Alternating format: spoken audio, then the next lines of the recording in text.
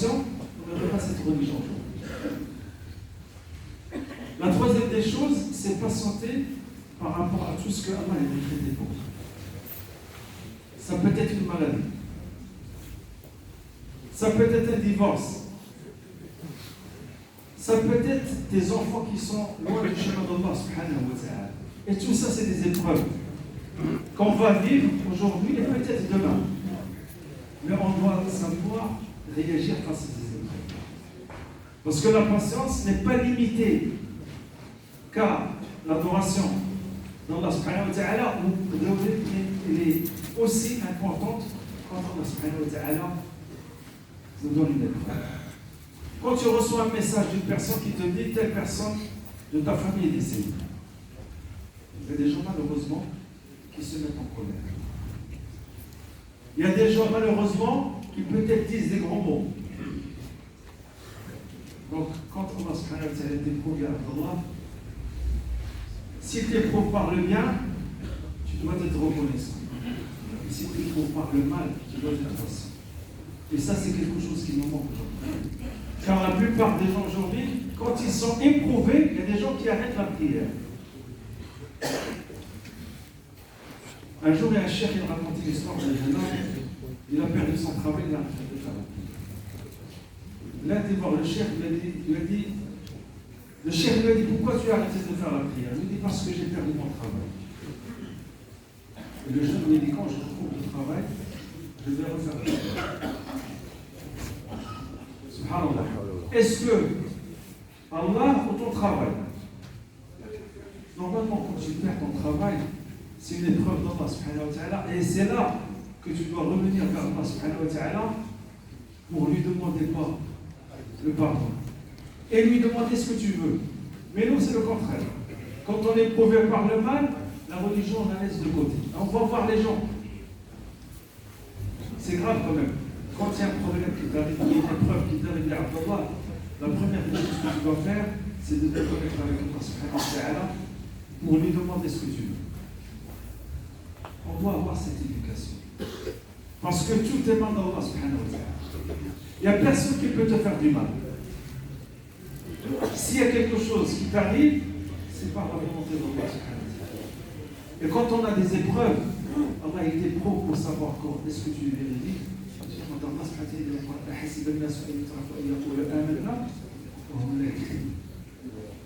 est-ce que les gens pensent dire croire sans qu'ils soient éprouvés? Alors qu'on a éprouvé les gens avant eux, pourquoi? Pour savoir les vérités de nous. Parce qu'à l'épreuve, tu te reconnais. Est-ce que vraiment tu es avec Allah subhanahu wa ta'ala ou tu es loin du chemin d'Allah subhanahu wa ta'ala? Et Allah subhanahu wa ta'ala nous éprouve pourquoi? Pour nous purifier, tout simplement. Et pour nous récompenser. Qala Rasulullah sallallahu alayhi wa sallam. إذا أحب الله قوما سلام فمن رضي فله الرضا ومن سخط فله السخط. Le prophète Mohammed sallallahu alayhi wa sallam dans le hadith, quand Allah aime les gens, il les éprouve. Et d'ailleurs, l'épreuve fait partie de l'épreuve. Allah il a éprouvé tous les prophètes, alayhi sallam, tous, sans exception. Est-ce que Allah il a de l'amour envers ces prophètes ou non? Mais pourquoi il les a éprouvés? Pour nous donner l'exemple à nous. Si jamais on est éprouvé par quelque chose qu'un prophète a été éprouvé, on a l'exemple à suivre. Et d'ailleurs, le hadith il dit que quand Allah aime les gens, il éprouve. Celui qui est satisfait, Allah il est satisfait de lui, et celui qui se rebelle, il se rebelle contre lui. Et d'ailleurs, si tu n'es pas patient, qu'est-ce que tu vas faire? Je vous pose la question.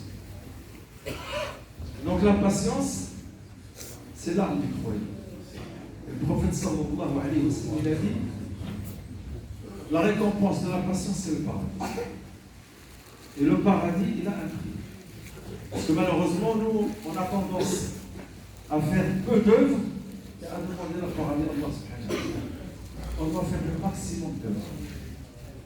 On ne doit pas se limiter. Je fais la prière, les 5 prières par jour, j'ai acquis le paradis. C'est pas comme ça. Le paradis nécessite un travail régulier durant toute la journée. Qu'est-ce que tu as fait de bien, qu'est-ce que tu as fait de mal? Allah subhanahu wa ta'ala, à travers le prophète sallallahu alayhi wa sallam, il dit ألا إن سلعة الله غالية ألا إن سلعة الله غالية. La marchandise d'Allah, elle est chère. Elle a un prix. Et le prix, c'est quoi? C'est de se sacrifier dans le chemin d'Allah subhanahu wa ta'ala. Et de connaître le chemin d'Allah subhanahu wa ta'ala. Car des fois, on peut œuvrer, on n'est pas sur le droit chemin. On doit travailler à avoir le chemin d'Allah subhanahu wa ta'ala. Le quatrième type de patience, c'est patienter avec Allah subhanahu wa ta'ala. Ça veut dire que si Allah n'est pas avec toi, jamais tu pourras patienter. Combien de personnes veulent patienter, mais ils ne peuvent pas. Parce que Allah leur a pas donné la facilité de patienter. Et si tu veux que Allah te donne la patience nécessaire, tu dois être avec lui. En lui obéissant. Nous, on est dans la désobéissance à Allah subhanahu wa ta'ala et on veut que Allah nous donne la patience qu'il faut. Donc la conclusion, c'est que chacun doit travailler à avoir la patience nécessaire vis-à-vis de sa famille, vis-à-vis de ses proches, vis-à-vis de tout le monde. Car si tu n'es pas patient, tu ne peux réussir ni dans la vie de ce monde, ni dans le monde.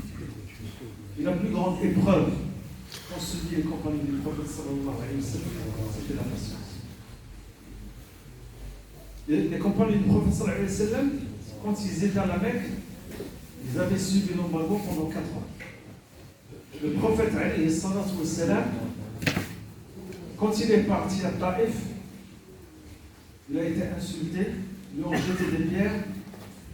En revenant vers Mecca, qu'est-ce qu'il a dit? Il a dit à Allah, si tu n'es pas en colère d'après moi, moi je suis satisfait. Nous, on n'est pas arrivé à ce stade. Nous, alhamdulillah, on a tout ce qu'il faut. Et malheureusement, on fait des bêtises. Rasoul sallallahu alayhi wa sallam, il a perdu 6 de ses enfants. Durant 23 ans. Ça veut dire chaque 3-4 ans, il perdait un de ses enfants. C'est qui au jour d'aujourd'hui qui a perdu chaque 3 ou 4 ans un enfant? Personne. Et il était patient.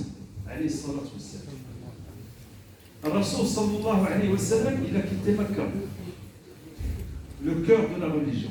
C'est là où il est descendu l'islam. Il est parti à Médine pour transmettre le message d'Allah subhanahu wa ta'ala, malgré qu'il avait un grand cœur vis-à-vis de Mecca. Et les compagnons du prophète alayhi salatu wa sallam, tous, ils ont subi les plus grandes difficultés. Tous les prophètes alayhi salatu wa sallam ont été éprouvés. Ibrahim alayhi salam, avec Ismaël. Yaqub avec Youssef alayhi salam. Yunus. Ils ont tous subi des épreuves. Nuh alayhi salam. Et je vous recommande de lire l'histoire des prophètes. Parce que dans les histoires des prophètes, on va apprendre beaucoup de choses qui vont nous servir dans notre vie de tous les jours. Ne pensez pas que on fait la prière et c'est bon, je vais rentrer au paradis. Ta vie, Abdallah, c'est un examen. Toute ta vie, c'est un examen. Et le résultat, tu l'auras quand? Le jour du jugement dernier. Tu l'auras dans ta tombe. Et la finalité, ça va être le jour du jugement dernier. Il y a beaucoup de gens qui se disent, moi je vis dans la vie de ce monde, j'ai beaucoup de problèmes. C'est quoi tes problèmes? Tes problèmes, c'est que tu ne connais pas Allah suffisamment. Parce que quand tu lis l'histoire des prophètes, l'histoire du prophète, l'histoire des compagnons du prophète et de nos plus prédécesseurs, tu vas te dire, c'est rien ce que je suis. Il y a des gens actuellement qui n'ont pas de quoi manger. Il y a des gens qui n'ont pas où habiter. Il y a des gens qui sont persécutés sur terre. Nous, alhamdulillah, on a tout ce qu'il faut. Mais on ne fait pas le nécessaire vis-à-vis d'Allah subhanahu wa ta'ala. On doit se remettre en question. Nous tous, hein. Allah, il m'a donné beaucoup de bienfaits. Qu'est-ce que j'ai donné à Allah subhanahu wa ta'ala? C'est ça la question. Et celui qui se pose des questions régulières, il va trouver des questions à ses problèmes. Il y a beaucoup de gens qui disent, si c'est la prière 5 fois par jour, Moi, je ne peux pas faire la prière 5 fois par jour. Moi, je rassemble les prières le soir et le tour et les jouets. Ça fait partie de la patience à l'adoration, à l'obéissance à Allah subhanahu wa ta'ala. Même si tu travailles, essaie de trouver un moment pour faire la prière. Le Jumu'ah. Il y a beaucoup de gens qui peuvent, je dis bien qu'ils peuvent, trouver un moyen pour faire le Jumu'ah. Ils ne le font pas. Il y a des gens qui travaillent, certes, mais est-ce qu'un jour tu t'es dit, je vais essayer de demander à mon patron, je vais essayer de demander à Allah subhanahu wa ta'ala qu'il m'aide pour que je puisse faire le Jumu'ah.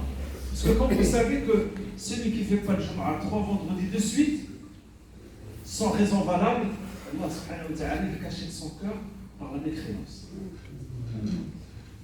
Il y a beaucoup de gens qui ont la possibilité, ils se disent non, moi c'est pas grave, subhanallah, on a un seul jour par semaine où on peut venir pour apprendre, pour connaître notre religion. On ne fait pas l'effort. Il y a des gens qui ne travaillent pas, ils ne viennent pas dans le ciel. Là, alhamdoulilah, je vois que des adultes. Les enfants, ils sont venus en vacances. Il n'y a pas d'enfants, ils sont vos enfants. Ça fait mal. Nos enfants, ils sont où? Regarde, je vois que des adultes, il n'y a aucun enfant. C'est les vacances. Qu'est-ce qu'on va dire à Allah subhanahu wa ta'ala? Vous pensez, Inch'Allah, la semaine prochaine, de ramener vos enfants à la mosquée. Vous pensez que vos enfants ils vont apprendre leur religion où? Sur la tablette, ou sur Internet, ou dans les rues, ou devant les murs. Taqullah ya ibadallah. Vous serez questionné demain devant Allah subhanahu wa ta'ala. Celui qui a un enfant ou une fille qui la ramène à la mosquée la semaine prochaine. Si vous voulez gagner le paradis, aucun enfant. Regarde, toute la mosquée, je ne vois pas d'enfant. Il n'y en a pas un. Vous n'avez pas d'enfant? Celui qui a un enfant la semaine prochaine le ramène avec lui. Même s'il le ramène, garçon ou fille. On va être jugé à Ibadallah. Comment tu veux que ton fils connaisse Allah subhanahu wa ta'ala s'il n'est jamais venu à la mosquée? Alhamdulillah, quand il va à la mosquée, il va écouter. Il y a des parents qui disent oui, mais il ne comprend rien. Alhamdulillah, il y a des khatam en arabe et en français maintenant. Il n'y a pas d'excuse. Barakallahu fikum, la semaine prochaine, ramenez vos enfants. Et même vos épouses. Vos épouses, ils vont apprendre la religion où? Sur Internet? À la cuisine?